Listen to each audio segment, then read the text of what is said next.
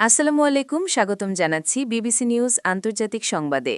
শুরুতেই সংবাদ শিরোনাম, এরপর বিস্তারিত। ট্রাম্পের হুমকির পর ফের বাড়ল তেলের দাম। মার্কিন জাহাজে হামলা চালাতে কামিকাজে ডলফিন ব্যবহার করবে ইরান।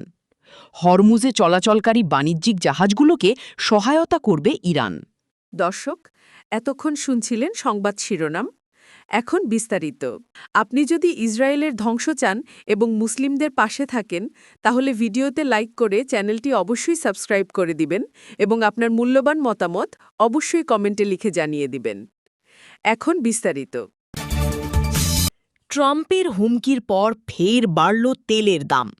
বিশ্ববাজারে টানা 2 দিন কমার পর বৃহস্পতিবার 7 মে আবারও ব্রেন্ট ক্রুড অয়েলের দাম প্রতি ব্যারেলে $1 বেশি বেড়েছে।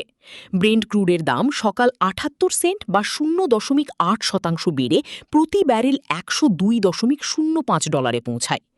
একই সময়ে যুক্তরাষ্ট্রের ওয়েস্ট টেক্সাস ইন্টারমিডিয়েট WTI অপরিশোধিত তেলের দাম 76 সেন্ট বা 0.8% বৃদ্ধি পেয়ে দাঁড়ায় $95.48। বুধবার 6 মে যুক্তরাষ্ট্রের প্রেসিডেন্ট ডোনাল্ড ট্রাম্প বলেন, ইরান যদি একটি প্রস্তাবিত চুক্তি মেনে নেয় তাহলে হরমুজ প্রণালী সবার জন্য উন্মুক্ত করা হতে পারে। বিভিন্ন গণমাধ্যমে এই ঘোষণা প্রকাশের পর থেকেই তেলের দাম কমতে শুরু করে। বুধবার এক পর্যায়ে ব্রেন্ট ক্রুড অয়েলের দাম 10% কমে ব্যারেল প্রতি $98 নেমে আসে। অপরদিকে WTI এর দাম প্রায় 12% কমে ব্যারেল প্রতি $89 নেমে আসে। তবে ট্রাম্প ইরানকে চুক্তি গ্রহণ না করলে আরও বেশি মাত্রার বোমা হামলা চালানোর হুমকি দেওয়ার পর থেকে আবারও বিশ্ববাজারে তেলের দাম বেড়ে $100 উপরে উঠে যায়। এর আগে গসান সিকিউরিটিজ ইনভেস্টমেন্টের প্রধান কৌশলবিদ হিরোইউকি কিকুকাওয়া বলেন, আগামী সপ্তাহে যুক্তরাষ্ট্র চীন শীর্ষ বৈঠক পর্যন্ত শান্তি আলোচনা চলতে পারে, তবে এরপর পরিস্থিতি কোন দিকে যাবে তা এখনও অনিশ্চিত। উল্লেখ্য যে আগামী সপ্তাহে ট্রাম্প ও চীনের প্রেসিডেন্ট শি জিনপিংয়ের বৈঠক হওয়ার কথা রয়েছে। কিকুকাওয়া আরও বলেন, সবচেয়ে সম্ভাব্য পরিস্থিতি হল তেলের দাম উচ্চ পর্যায়েই থাকবে। গত 29 এপ্রিল ব্রেন্ট ক্রুড অয়েলের দাম ব্যারেল প্রতি $122 পৌঁছে যায়, যা 2022 সালের পর সর্বোচ্চ ছিল। মার্কিন জাহাজে হামলা চালাতে কামিকাজে ডলফিন ব্যবহার করবে ইরান। মার্কিন যুদ্ধজাহাজে হামলা চালাতে ইরান মাইন বহনকারী প্রশিক্ষণপ্রাপ্ত ডলফিন ব্যবহার করতে পারে।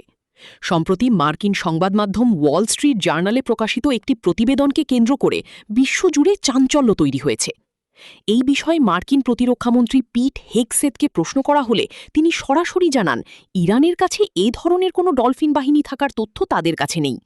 তবে মার্কিন নৌবাহিনীর কাছে নিজস্ব ডলফিন বাহিনী আছে কিনা তা নিয়ে তিনি রহস্য বজায় রেখে বলেন যে তিনি বিষয়টি নিশ্চিত বা অস্বীকার কোনোটিই করবেন না।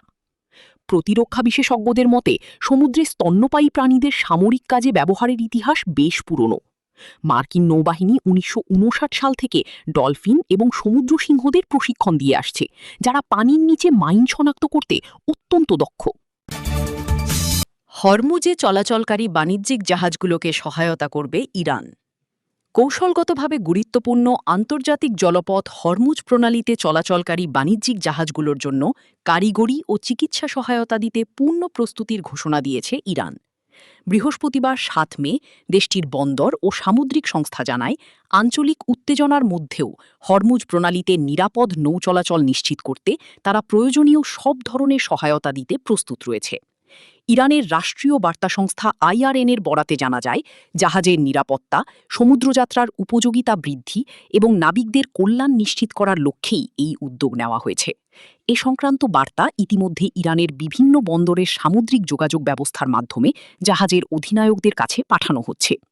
ইরানের বন্দর ও সামুদ্রিক সংস্থা জানিয়েছে, প্রয়োজন হলে জাহাজগুলো খাদ্য ও অন্যান্য রসদ, জ্বালানি সরবরাহ, চিকিৎসা সহায়তা, স্বাস্থ্যসেবা এবং অনুমোদিত মেরামত সংক্রান্ত উপকরণ পেতে পারবে। সংস্থাটি আরও বলেছে, হরমুজ প্রণালীর মতো কৌশলগত গুরুত্বপূর্ণ নৌপথে নিরাপদ ও টেকসই সামুদ্রিক চলাচল নিশ্চিত করা ইরানের দায়িত্ব ও অঙ্গীকারের অংশ। বিবৃতিতে উল্লেখ করা হয়, এই নির্দেশনা 3 দিন ধরে প্রতিদিন 3 বার করে সামুদ্রিক যোগাযোগ নেটওয়ার্ক ও বেতার যোগাযোগ ব্যবস্থার মাধ্যমে সম্প্রচার করা হয়।